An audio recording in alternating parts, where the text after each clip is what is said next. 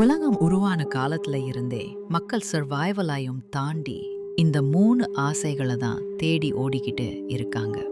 அர்த்தத்தோட வாழுறது, நிலச்சிருக்காக ஒரு விஷத்தை உருவாக்குறது, அப்புறம் மனதால ஆழமா உணர்றது.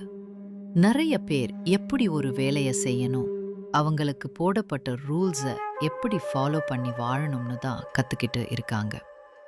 ஆனா இவங்கள தாண்டி வாழ்க்கைய முழுமையா அனுபவிச்சு எப்படி வாழுறதுன்னு கத்துக்கிட்டவங்க ரொம்ப கம்மி.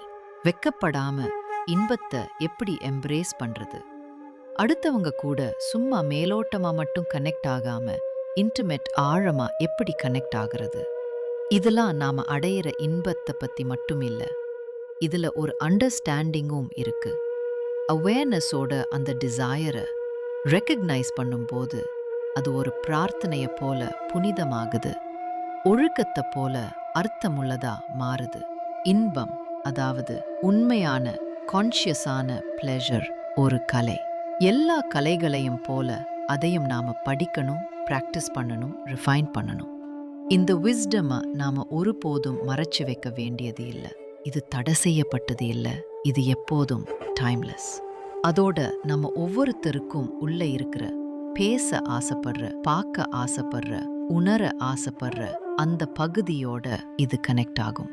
Arrange we begin. ஒரு திறந்த மனதோட, நிதானமான இதயத்தோட இதை நாம எக்ஸ்ப்ளோர் பண்ணலாம். இது உங்க வாழ்க்கையில இருந்து வெறும் ஒரு எஸ்கேப் இல்ல. This will make you feel alive.